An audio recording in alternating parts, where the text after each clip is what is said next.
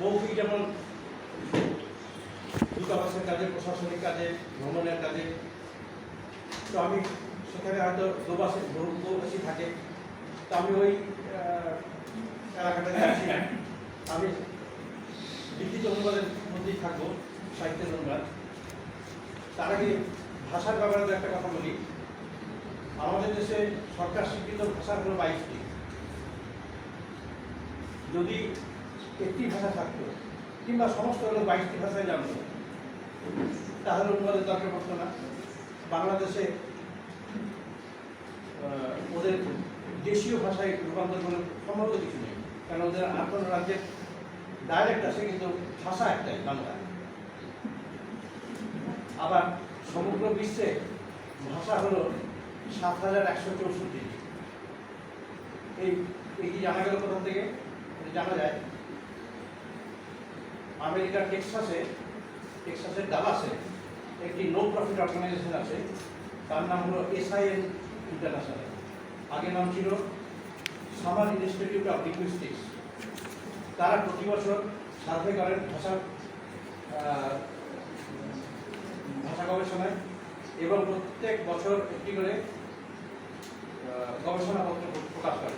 এই বছর একটি বেরিয়েছে ফেব্রুয়ারি মাসে, তাতে ওরা যে ভাষার সংখ্যা দেখিয়েছে পৃথিবীতে 7164টি।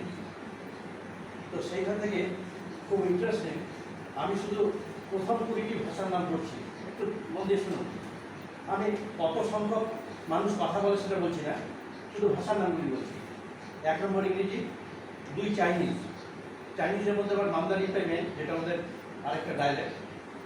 3 নম্বর হিন্দি, খেয়াল করুন। 4 নম্বর স্প্যানিশ, 5 নম্বর ফ্রেঞ্চ, 6 নম্বর অ্যারাবিক, 7 নম্বর বাংলা, অবশ্যই মধ্যে বাংলাদেশের কন্ট্রিবিউশন একটাই আছে। 8 নম্বর রাশিয়ান, 9 নম্বর পর্তুগিজ, 10 নম্বর উর্দু।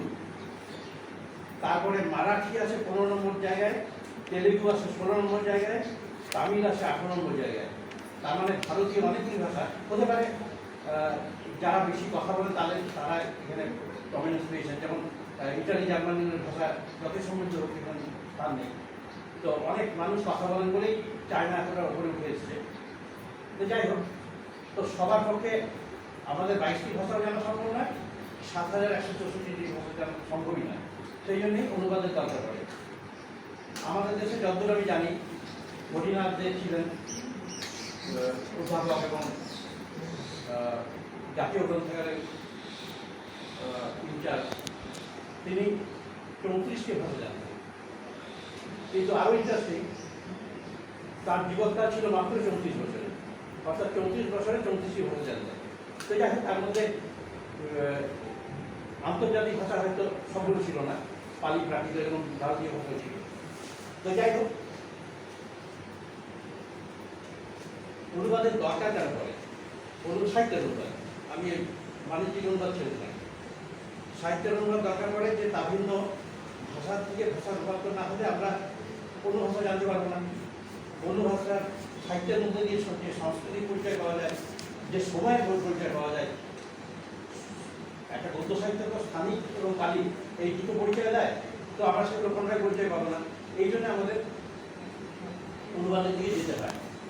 কিন্তু এবার একটি প্রশ্ন, যে অনুবাদ কি করা যায়? মানে যদি এক কথা উত্তর দিতে হয়, আমি বলবো না, অনুবাদ করা যায় না। কেন যায় না? কোনো মৌলিক জিনিসের অনুবাদ হয় না। ধরুন নদী তরঙ্গের ধ্বনি বা পাখির ডাক, এগুলো কি অনুবাদ হয়? হয় না। তো মৌলিক সাহিত্যের অনুবাদ হয় না। তাহলে কি করবো? আমরা পড়বো না। আমরা নিজের সাহিত্যের বাইরে আমরা অন্য কিছু পড়বো না, পড়বো। তার মানে যতটা কাছাকাছি যাওয়া যায় আমরা সেই চেষ্টা করবো।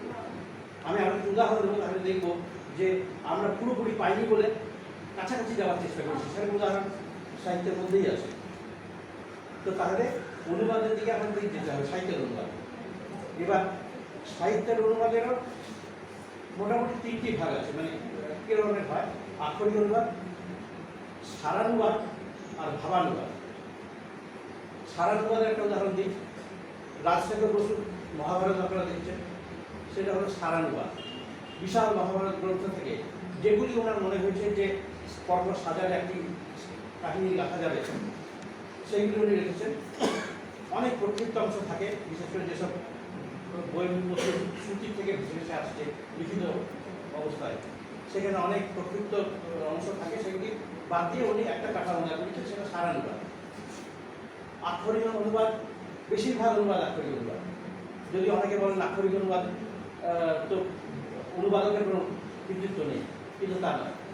আমি খুব বিখ্যাত বিখ্যাত কয়েকটি অনুবাদের উদাহরণ দিচ্ছি, যেগুলি প্রায় আক্ষরিক অনুবাদ।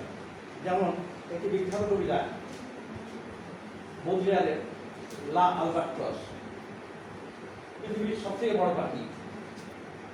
এটি 1859 সালে বদ্রিয়ার লিখেছিলেন, আগে প্রকাশিত হয়েছিল। এটি মূল